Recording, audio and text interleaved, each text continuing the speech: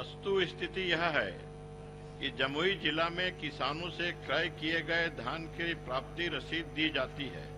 साथ ही समिति द्वारा संधारित क्रय सह भुगतान पंजी में किसानों से क्रय धान की मात्रा, भुगतेय न्यूनतम समर्थन मूल्य की राशि अंकित रहती है, जिस पर संबंधित किसानों के हस्ताक्षर के उपरांत ही उनके बैंक खाते में PFMS के माध्यम से राशि का भुगतान किया जाता है।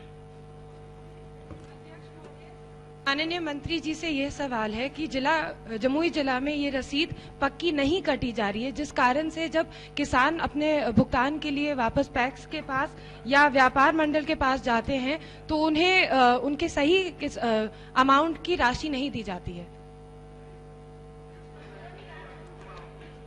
अभी आप वरीय सदस्य हैं, वो अभी पूरक पूछ रहे हैं, आप बीच में खड़े कहाँ का, वो अभी जवाब देंगे मंत्री। आप वरीय सदस्य हैं, बैठिए। आपको समझना पड़ेगा, आपसे लोग सीखेंगे। महोदय,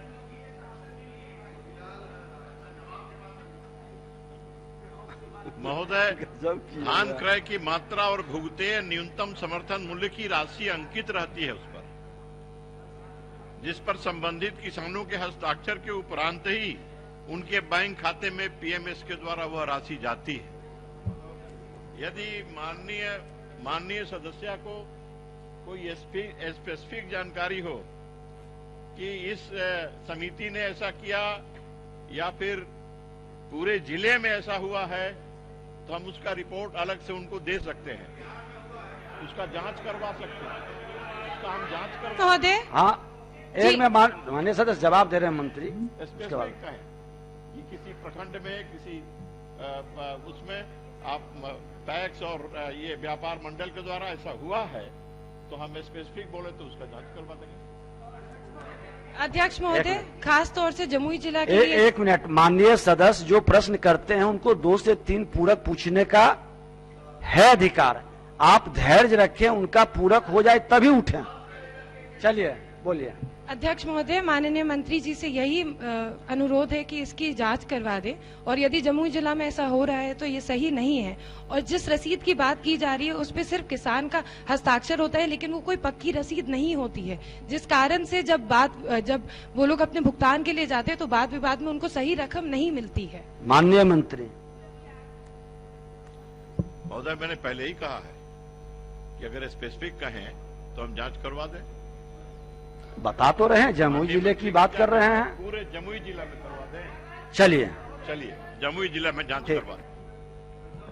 माननीय सदस्य श्रेयसी जी का सवाल बिल्कुल जेन्युइन है। सरकार ने नियम बना रखा है कि धान प्राप्ति के 48 घंटे के अंदर उनको भुगतान किया जाएगा। तो ऑनलाइन धान प्राप्ति किस दिन और किस समय हुई, जब तक इसके बारे में पक्का ब्यौरा नहीं दिया जाएगा तो कोई कैसे कह सकता है कि 48वें घंटे में उसका पेमेंट हो गया। और पूरे बिहार की सच्चाई ये है कि 90% 95% ऑफ केसेस में भुगतान 48 घंटे के अंदर नहीं होता है। इसलिए माननीय मंत्री से अनुरोध है कि माननीय सदस्य का जो सवाल है वह बहुत जेन्युइन सवाल है और उसको गंभीरता से देखते हुए कुछ ऐसी व्यवस्था करें ताकि किसान जिन लोगों ने अपना धान पैक्स के ऊपर रख दिए, पैक्स के पास रखा, लेकिन वो आज भी असुरक्षित हैं कि वो धान लिया जाएगा कि नहीं लिया जाएगा, क्योंकि वो रिसिप्ट ही बिल्कुल कच्चा है। धन्यवाद। देख लें, आप बताइए माननीय सदस्य। अच्छा चलिए, माननीय मंत्री जी देख लें इसको। लाइव बिहार YouTube पर सब्सक्राइब और Facebook पर लाइक जरूर करें।